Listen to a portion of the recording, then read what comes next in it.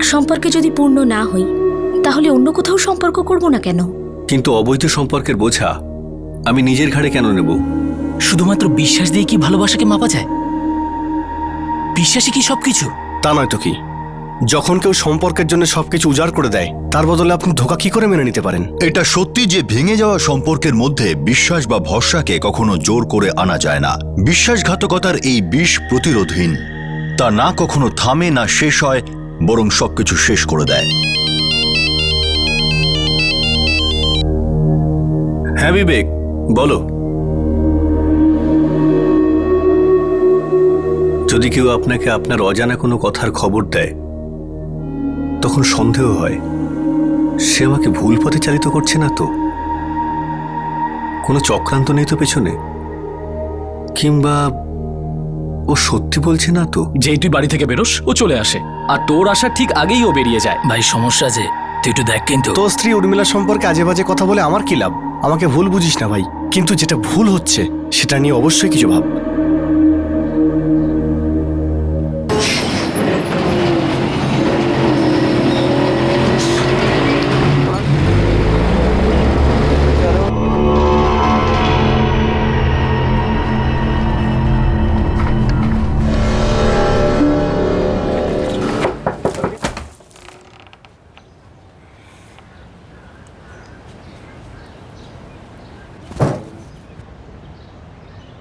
ছেলেটাকে কোন ছেলেটা? ওই যে যে আমি বাড়ি থেকে চলে যাওয়ার পর এখানে আসে আর আমি বাড়ি ফেরার আগে এখান থেকে চলে যায়। কি হলো, কিছু বলছো না কেন? নাকি বলার মতন কিছু নেই উর্মিলা? কি বলবো হরিশ, এটাই যে তোমার সঙ্গে আমি সুখী নই, এটাই যে আমি আর তোমাকে ভালোবাসি না। হয় তুমি আমার স্ত্রী হতে পারো, অথবা ওর, যাই হোক, ভালোবাসা কমে যেতে পারে, কিন্তু এখান থেকে বাঁচতে পারবে না উর্মিলা। হরিশ, আমার ভাবার জন্য একটু সময় চাই।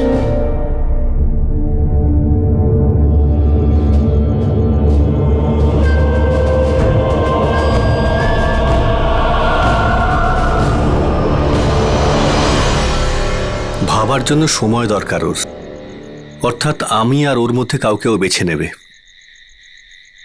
কিন্তু আমার তো কোনো অপশন নেই।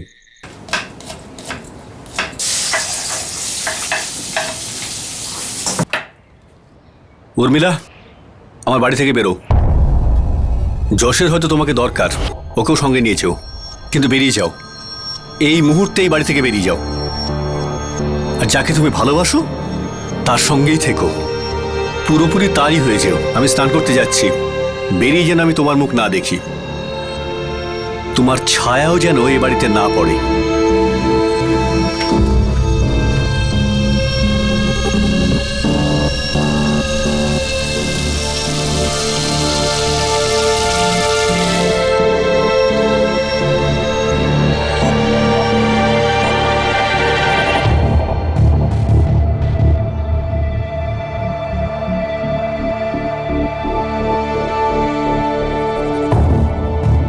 আমি ওই লোকটার নামও জানতে চাইনি, ঠিকানাও না।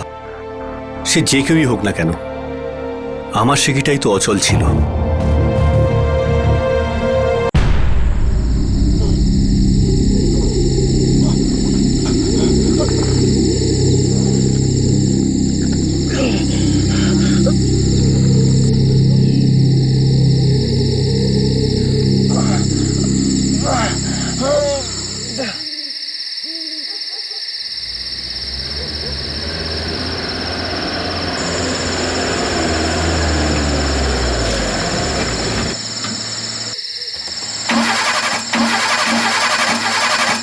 আরে ভাই, গাড়িটা আবার ধোকা দিয়ে দিল।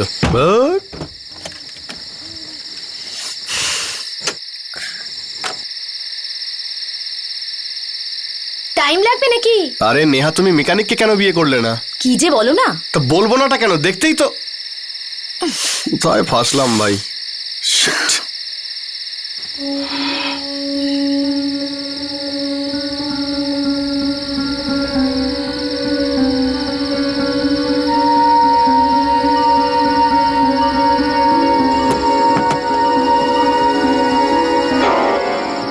পঙ্কজ, আবার কি হলো?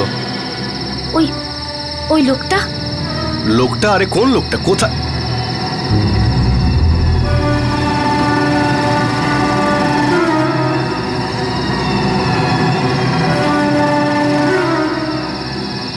হ্যালো?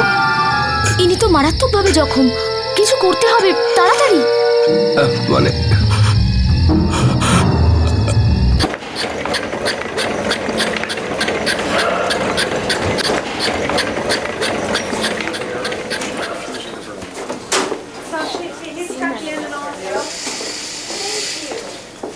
হ্যাঁ স্যার, আমি পঙ্কজ যাদব বলছি। আসলে স্যার আমি একটা ছেলেকে পেয়েছি ওই গগননগর ব্রিজের কাছে, ভালো রকম জখম হয়েছে। আমি ওকে ওই ডিএল হসপিটালে নিয়ে এসেছি।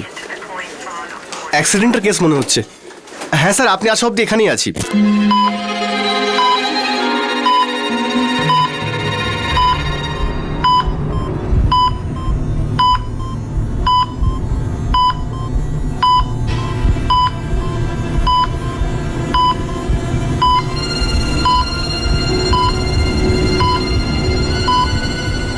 কিছু বলতে চাও? বলো বলো, চেষ্টা করো।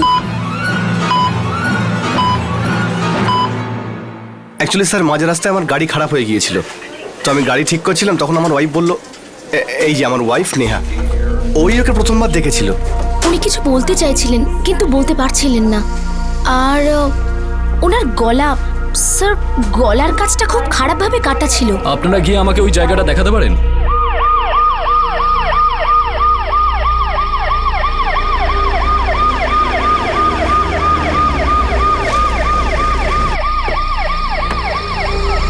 এখানেই স্যার, আসুন। এই যে এইখানেই স্যার ও এরকম ভাবে পড়েছিল।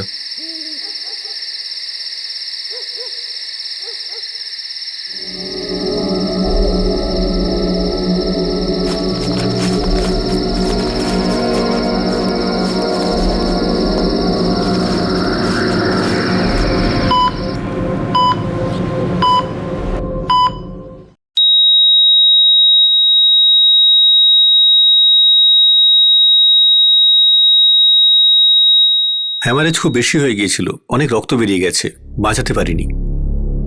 যেখানে আমরা এই বডিটা পেয়েছিলাম সেখানে এমন কিছু জিনিস পাইনি যার থেকে ওর বডিটা আইডেন্টিফাই করা যায়। ওর জামা কাপড় চেক করে দেখা হয়েছে, কিন্তু অ্যাটেন্ডেন্স পকেট থেকে কিছু পাইনি। দেখুন, হিট অ্যান্ড রানের কেস হলে পকেট পুরো ফাঁকা কেন? Hit and run? No chance. Inspector, এটা মার্ডার কেস। ওর গলা চপার বা তলোয়ার দিয়ে কাটা হয়েছে। আরও কিছু বলতেও চেষ্টা করছিল কিন্তু বলতে পারেনি।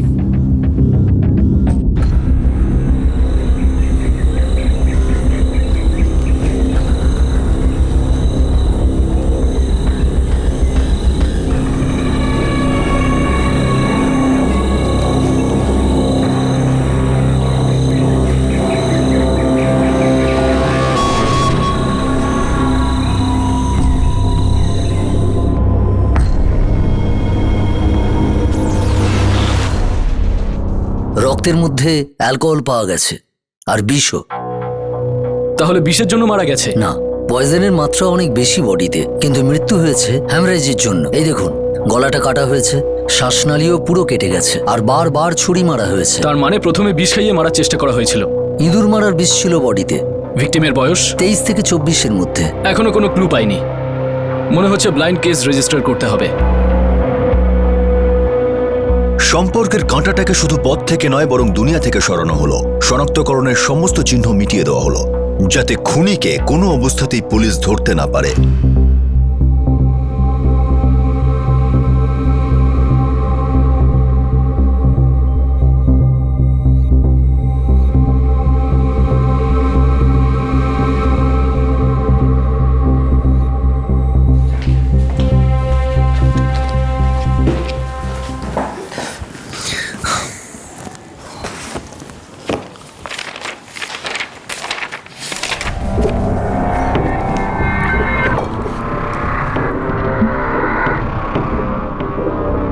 স্যার, দীনেশ মোড়ে বলে একজনের মিসিং কমপ্লেন ছিল, আর মুখটা আমাদের এখানকার একটা কেসের সঙ্গে মিলছে। হ্যাঁ, মিলেতে যাচ্ছে। কমপ্লেন কে ফাইল করেছিল? এর মা বাবা এসেছিল স্যার। মিসিং কমপ্লেন কাল করা হয়েছিল, আর বডিটা পরশু পাওয়া গেছে। কাল রাতে বলে গিয়েছিল কোনো বন্ধুর বাড়ি যাচ্ছে। সাহেব, ও কালকে রাত থেকে বাড়ি আসেনি, আর ওর ফোনটাও বন্ধ বলছে। আপনার ছেলে দীনেশ মোড়ে কাজ কি করে? ও একজন ফটোগ্রাফার, মারাঠি খবরের কাগজে ওর ছবি ছাপা হয়। ঠিক আছে, আমি ওর মিসিং কমপ্লেনটা লিখে নিচ্ছি।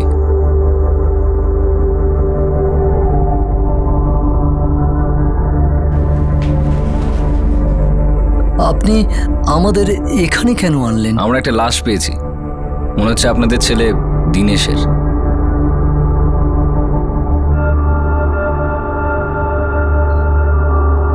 দিনেশ, দিনেশ, দিনেশ।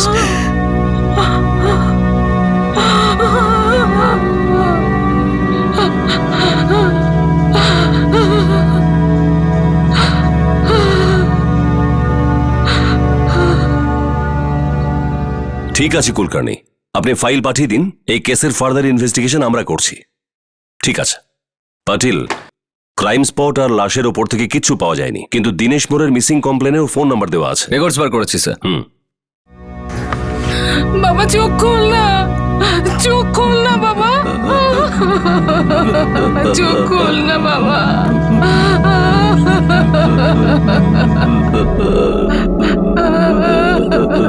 চোখ খোল না বাবা, চোখ খোল না বাবা।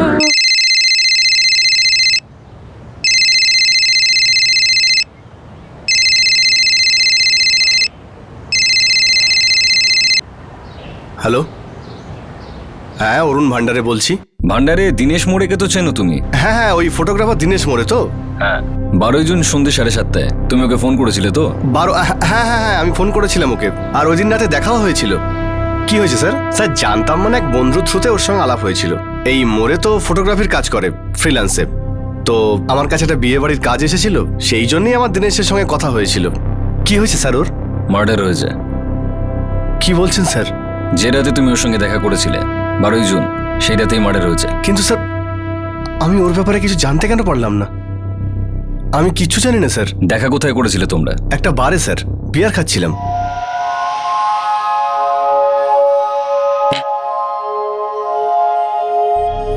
বিয়ের খাবার পরে কি হলো? জানি না স্যার, আমি তো আমার বাড়ি চলে যাই, আর দীনেশ মোড় ওর বাড়ির দিকে, মানে ও আমাকে তাই বলেছিল বাড়ি যাচ্ছে। সান্টা ক্রুজের গগননগর ব্রিজের কাছে পড়েছিল, খারাপ অবস্থায়, অনেক রক্তপাত হয়েছে। আচ্ছা, তোমরা দুজন কোন বারে দেখা করেছিলে? খারে একটা অর্পিতা বার আছে ওখানে, কিন্তু স্যার আমি কিচ্ছু জানি না এ ব্যাপারে।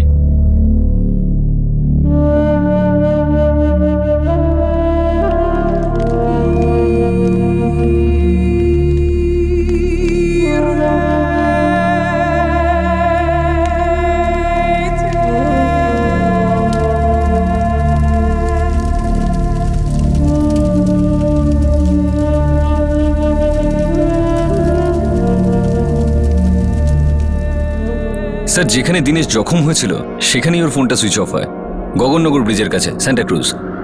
ওর বন্ধুদের সাথে বারে বসে বিয়ার খাচ্ছিল। পোস্টমর্টম রিপোর্টেও ওর ব্লাডে অ্যালকোহল পাওয়া গেছে। রক্তের মধ্যে অ্যালকোহল পাওয়া গেছে, আর বিষও। রক্তে অ্যালকোহলের সাথে বিষও পাওয়া গেছে। ইঁদুর মারার বিষ ছিল বডিতে। কিন্তু মৃত্যুর কারণ অ্যালকোহল নয়, স্ট্যাবিং, বারবার আঘাত করার ফলে হয়েছে। হয়তো বিষ ঠিক মতো কাজ করেনি, যার জন্য স্ট্যাবিং করতে হয়েছে। আমি ঠিক বুঝতে পারছি না এমন কোন শত্রুতার মধ্যে পড়ে গিয়েছিল এই দীনেশ মোড়ে। শত্রুতা কার সাথে? না তো আমাদের কোনোদিন বলেছে, না আমি কখনো দেখেছি বা কখনো শুনেছি। আমার ছেলের কারোর সাথে কি শত্রুতা হবে? ওর তো একটাই শখ ছিল, শুধু ফটো তোলার। দীনেশের কোনো বন্ধু, কোনো চেনা জানা? খুব বেশি বন্ধু ছিল না ওর, একজন বিশাল আর একজন ধ্রুব। কোনো মহিলার সাথে কোনো চক্কর, কোনো অ্যাফেয়ার? ওর যদি সেরকম কিছু থাকতো তাহলে নিশ্চয়ই আমাকে বলতো। আরে ইয়াং ছেলেদের কোনো না কোনো গোপন ব্যাপার থাকেই, যেগুলো মা বাবারা জানে না, বন্ধুরা জানে। বিশাল আর ধ্রুব বলছিলেন ওনারা। তুলে নিয়ে এসো দুজনকে। স্যার, যদি অ্যাফেয়ার ট্যাফেয়ার হতো তাহলে সবার আগে এসে আমি আপনাকে বলতাম। আচ্ছা, এমন কি কোনো ব্যাপার ছিল যে দীনেশের কারোর সাথে কোনো অ্যাফেয়ার ছিল যেটা তোমাদের বলেনি? চান্সই নেই স্যার। আমি, দীনেশ আর বিশাল, আমরা তিনজন একসাথেই বড় হয়েছি, একই পাড়ায়। স্যার, না তো ও আমাদের কাছে কিছু লুকোতো, না আমরা ওর কাছে। ঠিক আছে ধ্রুব, কিন্তু এই শত্রুতার ব্যাপারটা দিনেশ তোমার কাছে লোকালো কেন? কে ছিল ওর শত্রু যে তোমার প্রিয় বন্ধুকে গলা কেটে হত্যা করেছে? স্যার এটা ভেবেই তো আমার রক্ত গরম হয়ে যাচ্ছে। স্যার আমি ভাবতেই পারছি না কেউ দিনেশকে কেন মারতে পারে।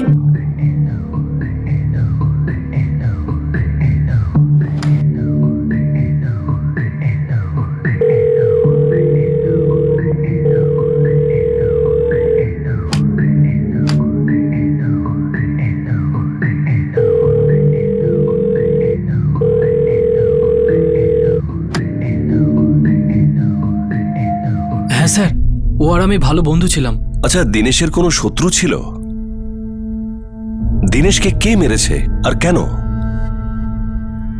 হয়তো ভুল কিছু করে থাকতে পারে। কি ভুল কাজ করলো ও? জানি না স্যার, ঠিকঠাক বলতে পারবো না। ঠিক আছে, যেটা অল্প অল্প জানো সেটাই বলে দাও। স্যার দিনেশের অ্যাফেয়ার ছিল। তো আমি কি তোকে কখনো বারণ করেছি যে আমাকে ওর সাথে দেখা করতে দিস না? শোন শোন ভাই শোন, আমি জানি তুই চাস আমি এই সম্পর্ক থেকে বেরিয়ে আসি, সেটা আমি বুঝতে পারছি। আমি তোর জায়গায় থাকলে হয়তো আমিও এটাই ভাবতাম, কিন্তু উর্মিলাও কি এটাই চায়? যদি উর্মিলা আমাকে কথা বলে যে দিনেশ তোমার আর আমার সম্পর্ক সব শেষ, তাহলে আমি কথা দিচ্ছি শেষ। কি ব্যাপার রে দিনেশ, কি ঝামেলা এটা? আর বলিস না ভাই, মাথা পুরো খারাপ হয়ে গেল। উর্মিলা মেয়েটি কে?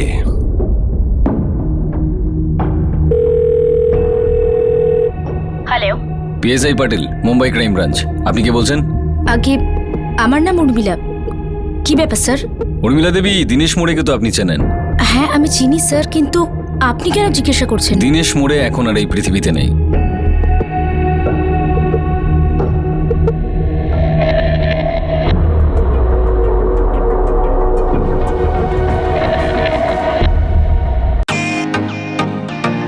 ওয়েলকাম টু বিটন world. How may I assist you? নতুন ফ্ল্যাটের জন্য একটা স্ট্যান্ড ফ্যান আর কুলার নেব। এই পচা গরম থেকে একটু স্বস্তি চাই। বাজার চলতে সব ব্র্যান্ড আর ভরসাযোগ্য নয়।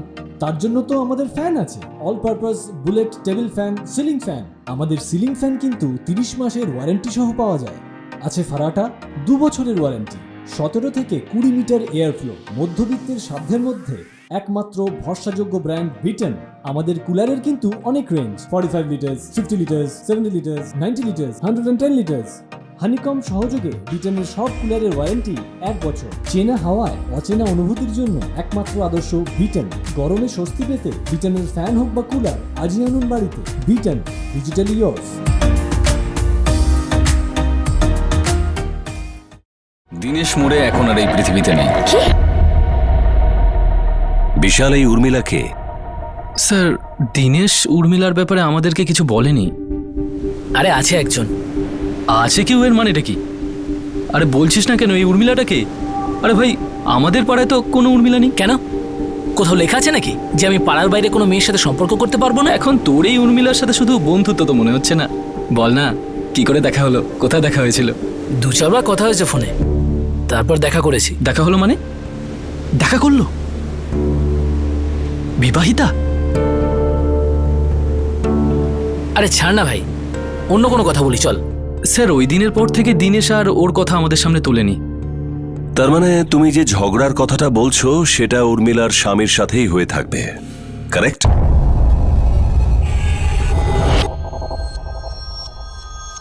জানি না স্যার, এত কিছু বলতে পারবো না। স্যার, আমি যা জানতাম সব আপনাকে বলে দিলাম। এই উর্মিলার ফোন নাম্বার বা বাড়ির ঠিকানা আছে তোমার কাছে? না স্যার।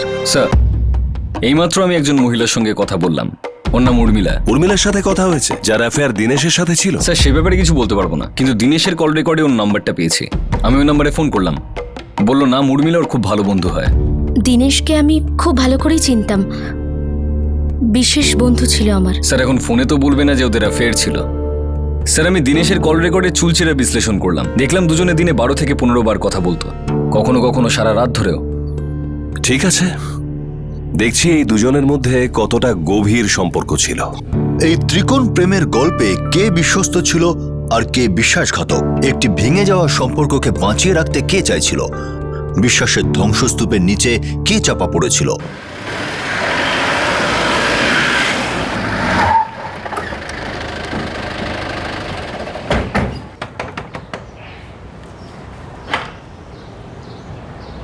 উর্মিলা দেবী, হ্যাঁ আপনার আর দিনেশের ব্যাপারে কিছু কথা বলার আছে। শোনো বাবু, তুমি একটু বাইরে গিয়ে খেলো। ছেলে? হ্যাঁ, যশ জুনিয়র কেজিতে পড়ে। যশের বাবা কোথায়? 3 বছর আগে যশের বাবা হরিশ গায়কোয়াড়কে আমি ছেড়ে দিয়েছি। যশের হয়তো তোমাকে দরকার, ওকেও সঙ্গে নিয়েছেও, কিন্তু বেরিয়ে যাও। তাহলে দিনেশ মোড়ে আপনার খুব ভালো বন্ধু ছিল, তাই না? সব থেকে ভালো বন্ধু ছিল স্যার। ওর খবরটা শুনে দেখুন, খবর আসলে এটাই যে দিনেশ মোড়ের মার্ডার হয়েছে। দেখুন, যদি আপনার মনে হয় যে দিনেশ মোড়ের মার্ডারের ব্যাপারে আমি কিছু জানি, তাহলে সেটা সত্যি নয়। আপনাদের দুজনের অ্যাফেয়ার ছিল? হ্যাঁ, অ্যাফেয়ার তো ছিল, কিন্তু ওর মার্ডারের ব্যাপারে আমি কিছু জানি না। আজকেই জানতে পারলাম যে ও আর বেঁচে নেই। আপনাদের আলাপ হলো কিভাবে? একটা রং নাম্বারের মাধ্যমে, 1 বছর আগে। সরি, মনে হচ্ছে আপনি রং নাম্বার ডায়াল করেছেন। আমি সে নই আপনি যার সঙ্গে কথা বলতে চাইছেন। কপাল জোরে যখন নম্বর লেগেই গেছে, তাহলে একটা অফার করি আপনাকে। কিরকম অফার? আসলে আমি একজন ফটোগ্রাফার, আর আমার বন্ধুরা একটা ফটোগ্রাফি স্টুডিও চালাই। আমাদের এখানে কাজ অনেক বেড়ে গেছে, তাই আমাদের একজন রিসেপশনিস্ট চাই। আপনার আওয়াজ, কথা বলার ধরন আমার খুব ভালো লেগেছে, সেই জন্যই বলছি। আপনি এক অচেনা মানুষকে রং নাম্বার ডায়াল করে চাকরির অফার দিচ্ছেন? যদি আমি এই চাকরিটার জন্য পেপারে কোনো অ্যাড দেই, তাহলে অচেনা কেউই তো অ্যাপ্লাই করবে না। তারপর তার ইন্টারভিউ নেওয়ার পরে তো জানতে পারবো আদৌ সেই কাজটা করতে পারবে কিনা। আপনার তো ইন্টারভিউ হয়ে গেছে আর আপনি সিলেক্ট হয়ে গেছেন, তাহলে আপনি কি ঠিক করলেন? এরপর 2-4 বার আবার ফোন কলস হয়, কিন্তু তখন আর রং নাম্বার ছিল না। তারপর দুজনে দেখা হয়, ভালো লাগে, তারপর আর ব্যাস। ব্যাস? তারপর? ব্যাস, আর কিচ্ছু নয়। দেখুন, এমন তো কেউ ছিল যে আপনার থেকে দিনেশকে দূরে রাখতে চাইতো। আপনি জানেন সেই ব্যক্তিটি কে? দেখুন, আমি বুঝতে পারছি না যে আপনি কি বলছেন আর কার সম্পর্কে বলছেন। তাহলে আপনি জানেনটা কি উর্মিলা দেবী? ব্যাস এটাই যে আমি দিনেশকে পছন্দ করতাম, আর ও আমার কোনো রকম ক্ষতি করছিল না। এই উর্মিলার ফোন নাম্বারে যত কটা কল আসে সব কটা চেক করো। ওনার স্বামী হরিশ গায়কোয়াড়, ওনারও কল রেকর্ডস বার করো। স্যার, পাটিল, কোনো না কোনো ঘটনা তো ঘটেছেই। বিশ্বাসঘাতকতার একটা চেইন রিয়াকশন।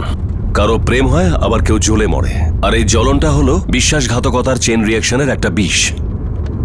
আর বিশ্বাস যেখানে যত বেশি, ভাঙন সেখানে তত বেশি।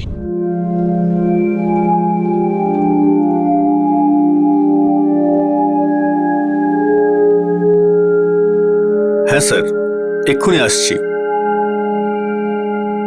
না স্যার, আমি দিনেশ নামের কাউকে চিনি না। উর্মিলাকে তো জানো। উর্মিলা একসময় তোমার স্ত্রী ছিল।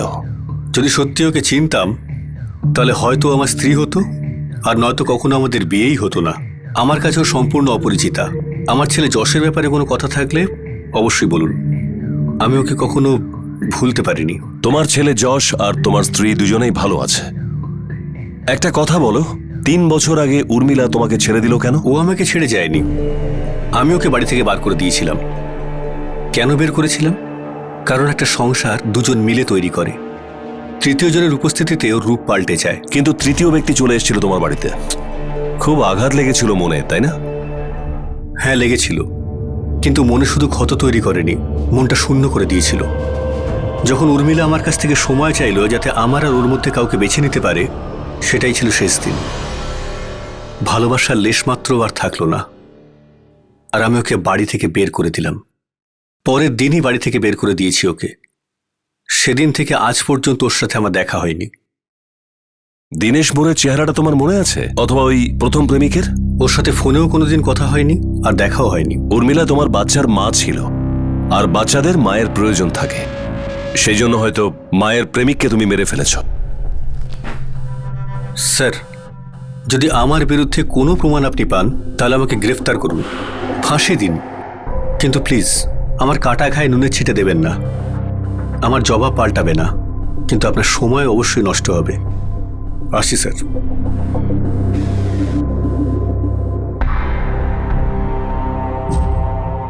স্যার, এই হরিশ গায়কোয়াড় আর উর্মিলার প্রায় 3 বছরের ফোন রেকর্ডস আমি চেক করলাম। দুজনে দুজনকে কোনো ফোন বা মেসেজ করেনি। আর এ বলছে বাচ্চার কথা নাকি ওর খুব মনে পড়ে, আর 3 বছরে একটা ফোনও করে। স্যার, কিছু লোক হয় এই টাইপের, কোনো ইমোশন নেই। ঠিক বলেছো তুমি। এই হরিশের রক্তটা ঠান্ডা হতে পারে, কিন্তু দ্বিতীয় প্রেমিকের নয়। মানে স্যার? 3 বছর আগে এই হরিশ নিজের স্ত্রীকে বাড়ি থেকে বার করে দিয়েছিল, কেননা কোনো তৃতীয় ব্যক্তির সঙ্গে তার প্রেম ছিল। 1 বছর আগে দিনেশের সাথে উর্মিলা দেখা হয় আর প্রেম শুরু হয়। আর ওই তৃতীয় প্রেমিকই বোধহয় খুন হয়েছে, আর সে তার বদলা খুন করে উসুল করেছে। স্যার মনে হচ্ছে তৃতীয় ব্যক্তিকে হয়তো এখানে পাওয়া যাবে। উর্মিলার কল রেকর্ডে একটা নাম্বার তো ওই ব্যক্তির হবেই। দিনেশের সাথে ওর ফোনে ঝগড়া হয়েছিল, তার মানে দিনেশের কল রেকর্ডেও ওর ফোন নাম্বার থাকছে। স্যার মনে হচ্ছে আমরা আমাদের তৃতীয় ব্যক্তিকে পেয়ে গেছি। ওয়েলকাম টু বিটেন world. How may assist you? নতুন ফ্ল্যাটের জন্য একটা স্ট্যান্ড ফ্যান আর কুলার নেব। এই পচা গরম থেকে একটু স্বস্তি চাই। বাজার চলতে সব ব্র্যান্ড তো আর ভরসাযোগ্য নয়। তার জন্য তো আমাদের ফ্যান আছে, all purpose bullet table fan, ceiling fan. আমাদের সিলিং ফ্যান কিন্তু 30 মাসের ওয়ারেন্টি সহ পাওয়া যায়। আছে ফারাটা 2 বছরের ওয়ারেন্টি, 17 থেকে 20 মিটার এয়ার ফ্লো, মধ্যবিত্তের সাধ্যের মধ্যে একমাত্র ভরসাযোগ্য ব্র্যান্ড বিটেন। আমাদের কুলারের কিন্তু অনেক range, 45 litres, 50 litres, 70 litres, 90 litres, 110 litres. Honeycomb সহযোগে বিটেনের সব কুলারের ওয়ারেন্টি 1 বছর। চেনা হাওয়ায় অচেনা অনুভূতির জন্য একমাত্র আদর্শ বিটেন।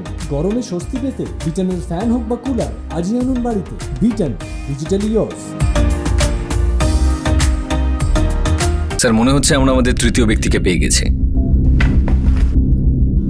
স্যার সেই লোকটা যার সঙ্গে দিনেশের শেষবার কথা হয়েছিল আর যার সঙ্গে ও শেষ দেখা করেছিল। অরুণ ভান্ডারে। ইয়েস স্যার, আমি ওর সঙ্গে দেখা করেছিলাম।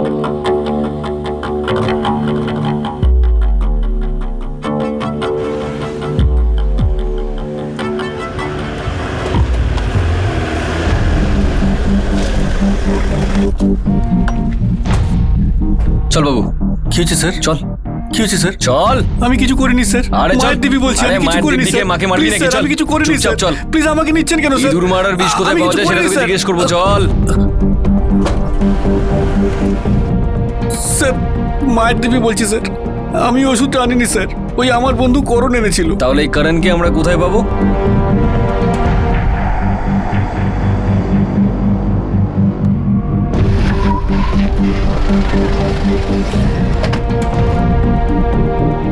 কি দেখি স্ট্যাচু হয়ে গেলি কেন? পালাবি না আমাদের দেখে? চল। কি হয়েছে সাহেব? আপনার এই ইঁদুরটা আপনার দোকান থেকে ইঁদুর মারার বিষ চুরি করেছে। চল চলট।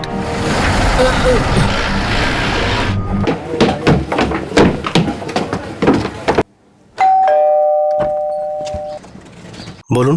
Crime branch. দিনেশের ব্যাপারে কিছু জানতে পেরেছেন? আমরা তোমার 2 বন্ধুকে জিজ্ঞাসাবাদ করেছি। একজন হলো পবন, আরেকজন হলো করণ। আর অদ্ভুত ব্যাপার হলো ওই দুজন জানে তোমার বন্ধু দিনেশকে হত্যা করলো কে, আর ওরা এটাও জানে যে তোমার বন্ধু দিনেশের গলা কে কেটেছে। অদ্ভুত ব্যাপার তাই না? ওরা দুজন সবকিছু জানে আর তুমি কিচ্ছু জানো না। অরুণ, তোমার মতো যদি বন্ধু কারো হয় না, তাহলে শত্রুর দরকারই পড়বে না। দিনেশ, বেশি কথা বলিস না। ছেড়ে দে মানে ছেড়ে দে উর্মিলাকে। আরে কেন মানে কি রে? তুই তো জানিস যে উর্মিলার আমার মধ্যে অ্যাফেয়ার চলছে। তো আমি কি তোকে কখনো বলেছি যে আমাকে ওর সাথে দেখা করতে দিস না? আরে তুই কে রে ওকে আর আমাকে কিছু বলার? আরে তোর অধিকারই নেই। শোন শোন ভাই শোন, সেটা আমি বুঝতে পারছি। আমি জানি তুই চাস আমি এই সম্পর্ক থেকে বেরিয়ে আসি, সেটা আমি বুঝতে পারছি। আমি তোর জায়গায় থাকলে হয়তো আমিও এটাই ভাবতাম, কিন্তু উর্মিলাও কি এটাই চায়? যদি উর্মিলা আমাকে কথা বলে যে দিনেশ তোমার আর আমার সম্পর্ক সব শেষ, তাহলে আমি কথা দিচ্ছি শেষ।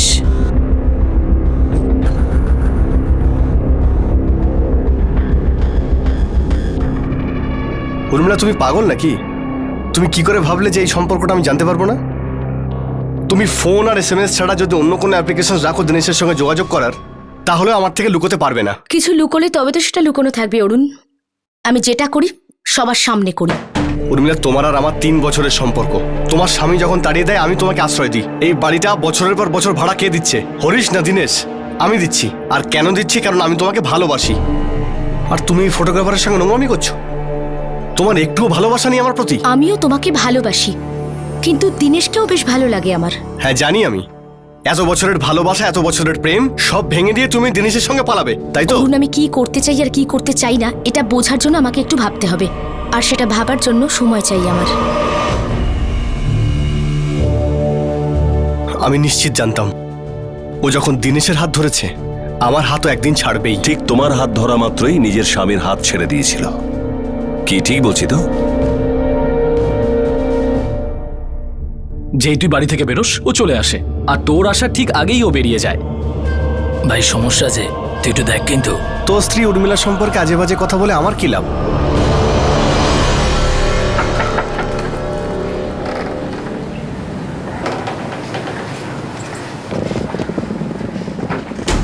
এক জোড়া কাপড় এসেছিল ছোট একটা বাচ্চাকে সঙ্গে নিয়ে।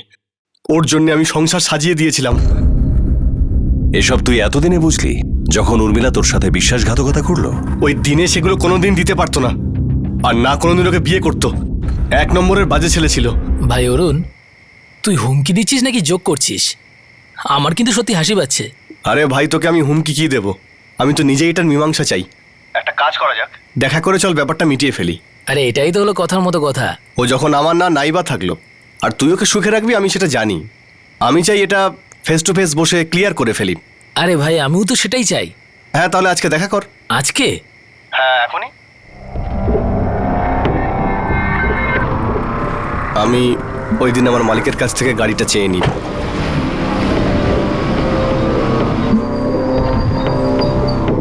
রাস্তা থেকে আমি পবন আর করণকে তুলে নিই। তোরা বারে বসেছিলি? না স্যার, আমরা বারেটারে যাইনি, বাইরে দেখা করি আর ওখানে বিয়ার খাই। বিয়ারের মধ্যে ইঁদুর মারার বিষ মিশিয়েছিলি? হ্যাঁ। তার মানে দিনেশকে মেরে ফেলার প্ল্যান তোরা আগে থেকেই করে রেখেছিলি? হ্যাঁ স্যার, প্ল্যান করেছিলাম, কিন্তু এগুলো হতোই না যদিও ও আমার উর্মিলার ব্যাপারে ওইসব না বলতো। কোন কথাটা? কি বলেছিল দিনেশ?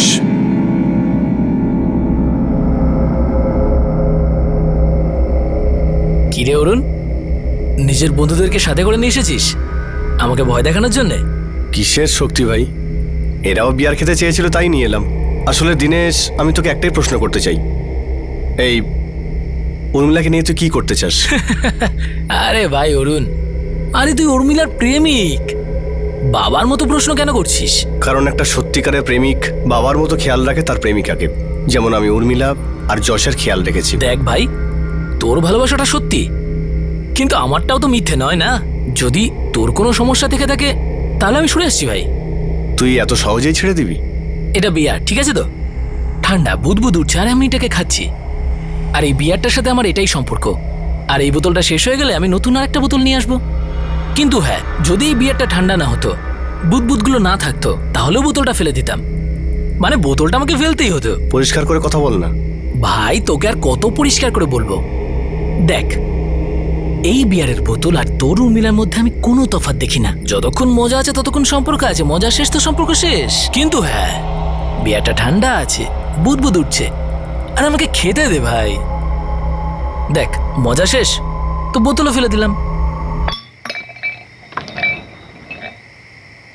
দিনেশের কথা শুনে আমার মাথার রক্ত টকবক করে ফুটতে লাগলো। ও আমার ভালোবাসা উর্মিলা সম্পর্কে আজে বাজে কথা বলছিল, কিন্তু আমি রাগটাকে হজম করে নিই। এবার পালা ছিল দিনেশের বিষ খাওয়ার।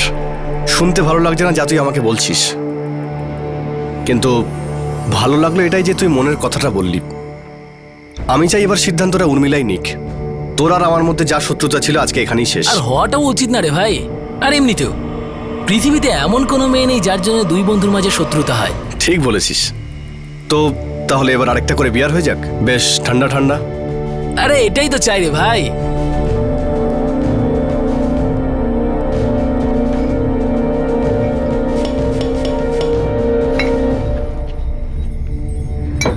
আমাদের মধ্যে যাই ভুল বোঝাবুঝি ছিল সব শালা বিয়ারের মধ্যে ডুবে যাক। Cheers, cheers.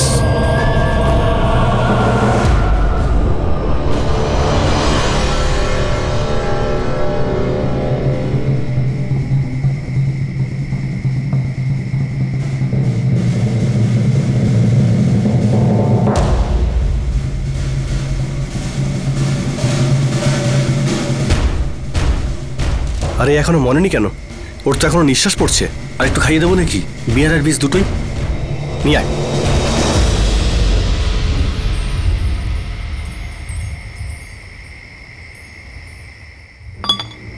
আমি বলতে পারবো না ভাই, ইঁদুর খেলে তো পট করে মরে যায়।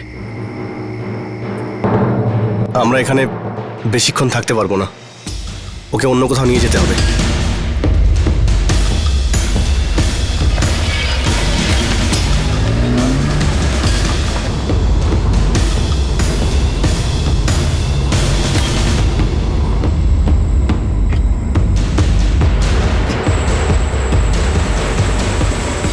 বলছি কি, গাড়ি এখানেই কোথাও দাঁড় করিয়ে দিই।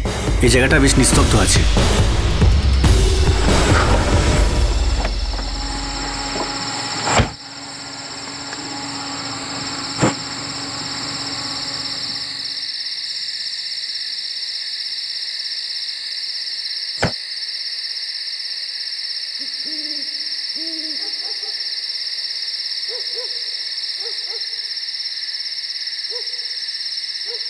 এর পকেট থেকে সবকিছু বের করে নিয়েছিস তো? একটা কাগজের টুকরো যেন না থাকে ওর কাছে। পুরো ফাঁকা করে দিয়েছে ভাই, একদম।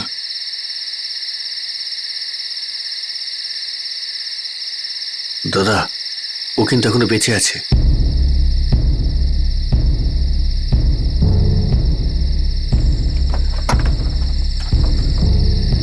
দাদা, আমার কাছে একটা ছুরি আছে।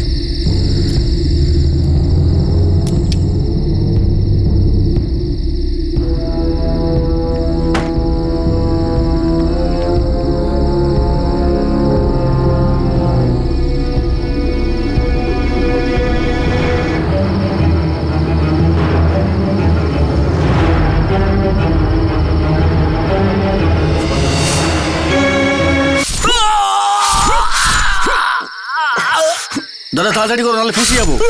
শালা অরুণ, বিশ্বাসঘাতক!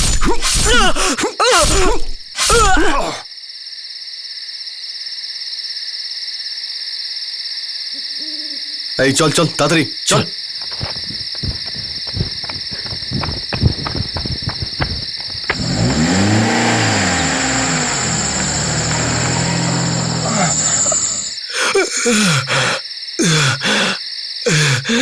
বলেছিল আমার উর্মিলা বিয়ারের মতো, একবার খাওয়া হয়ে গেলে ওকে ছুঁড়ে ফেলে দেবে শালা হারামজাদা। আর একজনকে বিশ্বাস করে নিজের রক্ত ফুটিয়ে তুই একজনকে হত্যা করলি অরুণ। এবার ঠান্ডা মাথায় ভাব অরুণ, কি পেলি তুই অরুণ? হ্যাঁ, তুই আর তোর এই বন্ধুরা সারা জীবন জেলে পৌঁছবি। কি এখনো কি তুই উর্মিলার ভালোবাসা চাস?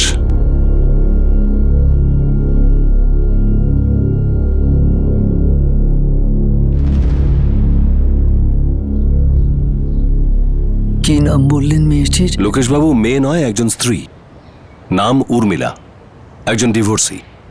ওর আরেকজন প্রেমিক ছিল অরুণ ভান্ডারে। আপনার ছেলে দীনেশের খুন এই অরুণই করেছে। আমাদের ছেলে ওই উর্মিলাকে ভালোবাসতো? মালতী দেবী, ভালোবাসা কি জিনিস আমি জানি না, কিন্তু হ্যাঁ, এই দুজনের সম্পর্ক ছিল।